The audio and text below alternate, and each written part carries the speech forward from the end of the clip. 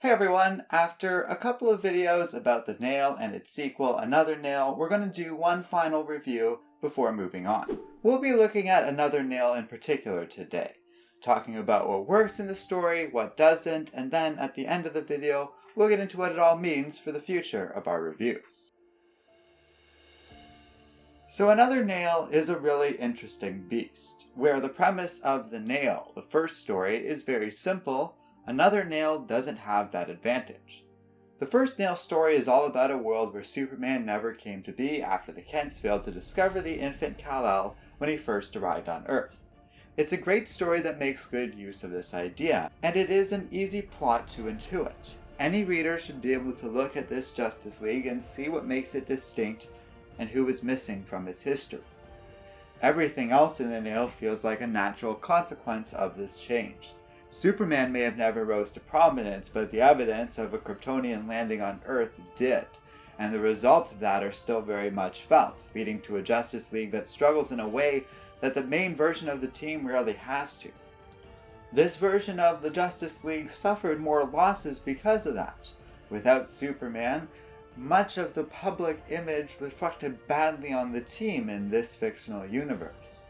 Meanwhile, it also led to an opportunity for the story's villain to take advantage of the situation, and he did it so well he almost succeeded, and would have done so were not for the appearance of Kal-El at the end of the story. Everything about the original Nail is very fun, but made me a little skeptical of it ever needing, or maybe even deserving, a sequel. The whole point of The Nail is that it's a story exploring the consequences of a world without Superman, or more accurately, the Kents never really encountering Kal-El. But it ends and kind of builds up to this arrival of Superman because of it. As a result, at first glance, there's not that much of a point to Another Nail. What made the world of The Nail different and special was gone by the end of the story, and this version of the Justice League now has a Superman. Because of that, on paper, there's a lot working against Another Nail for that reason. Yes, it is very quick to show us that things are still not the same. Kal-El has nowhere near the level of experience that he would have had in the main universe by the time he was on the Justice League like this, and it greatly changes the dynamics between him and the rest of the team, as well as the entire human race. Batman is effectively broken, having, during the last story, killed the Joker, experienced deep trauma, and quit the Justice League, while many others like Lex Luthor, Jimmy Olsen, and Oliver Queen are completely out of the picture. So while the big obvious change of Superman is technically gone, it's too late.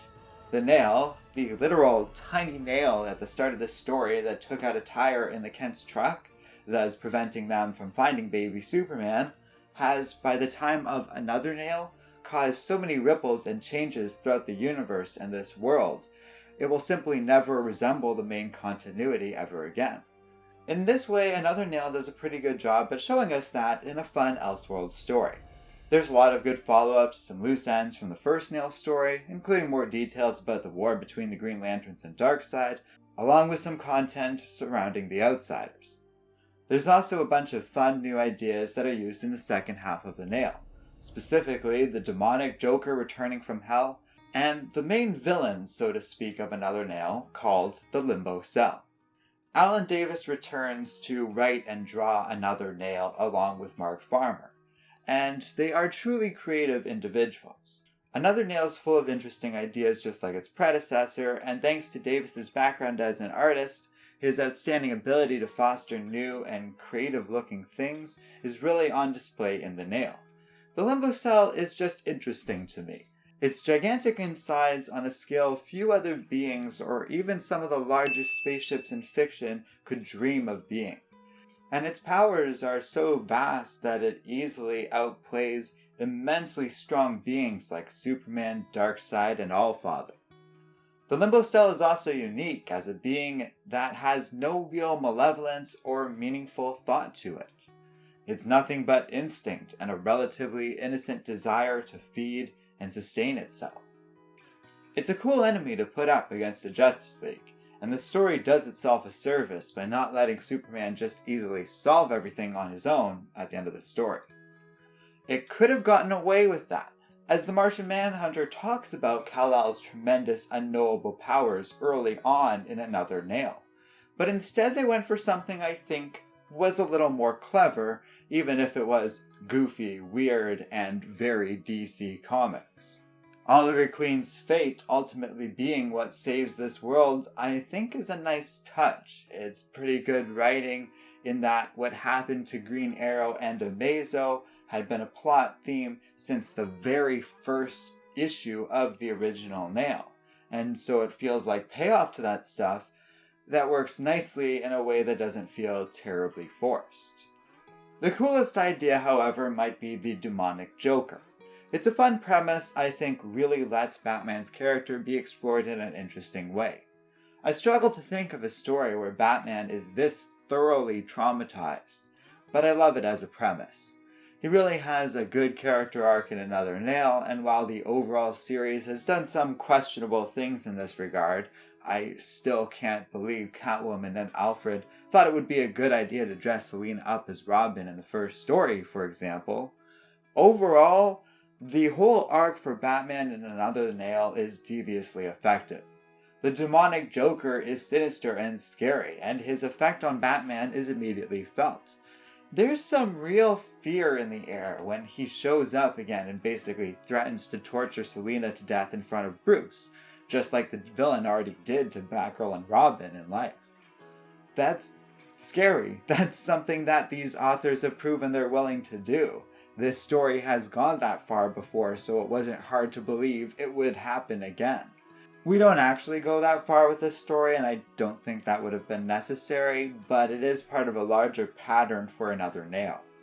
Where the first story felt like it was willing to put its characters through some pretty gruesome content and ideas, when the situation called for it, Another Nail is way nicer to its characters. I think, like many authors before and after, Alan Davis fell a little bit in love with the world he created, and as such, wasn't willing to push his characters as hard as he did in the original story. It's weird to say that, though, knowing full well Another Nail does kill off a number of big names. Darkseid, all of his minions, Mr. Miracle, and Green Arrow all die over the course of this story. In the case of Scott Free's death, it also leads to the best part of Another Nail, the rise of Big Barda as a unique version of Green Lantern that's much more powerful than most iterations of the character that have ever existed. Her taking on Darkseid alone is cool as hell, but felt earned given how unique her situation is and how well built up it was. It fits well with stuff that later happens in main continuity too, as at one point the New Gods did seek the power of the Green Lanterns during the New 52, perhaps recognizing how strong they'd become with these rings, like what happens in Barda during Another Nail. So Another Nail does have a lot of cool moments and pretty ballsy takes on characters, things I really like, and yet something about it doesn't quite feel the same as the first Nail story. Whereas the first Nail felt really tightly written and moved at a breakneck speed with a dozen different character arcs all happening at once, the sequel stumbles in its writing quite a bit. Some characters like Wonder Woman, Aquaman, The Flash, and the Atom really don't have anything meaningful to do this time around. They just sort of get stranded in prehistoric times and the multiverse until the Limbo cell is defeated. The world just doesn't feel as different as it did in the Nail. And so a lot of the stuff with Superman in Another Nail just kind of feels like him playing catch up with main continuity. And other things that make the original Nail feel very special get diminished. The original Nail featured Hal Jordan unofficially leading the Justice League, an idea a lot of people appreciate and like. That dynamic feels downplayed in Another Nail, where the Martian Manhunter takes on a more leadership role, which is something that's been done a lot in the main continuity before and since this story came out. The Justice League is beloved again, and they also have a watchtower now as opposed to living in hiding like before. There's nothing wrong with these changes, they feel natural to what happened to the Justice League in the first story, but it makes them so much more like the original Justice League, so much so that it doesn't feel like there's much of a point to this story being an Elseworlds story. The Limbo cell could have easily attacked the main universe, and you wouldn't have had to change much in the premise to pretty much get the exact same comics out of it. So there are a lot of aspects to Another Nail I find subtly disappointing. It isn't nearly as strong as the story that came before it. Another Nail is far from a miserable experience or tough to get through, it just isn't as good as The Nail. It might not be as strong as that story, but to be fair, The Nail is one of my favorite Justice League stories ever, so it would be hard to live up to those standards in any case. Though I still think, in spite of that, Another Nail could have done better, it doesn't really matter.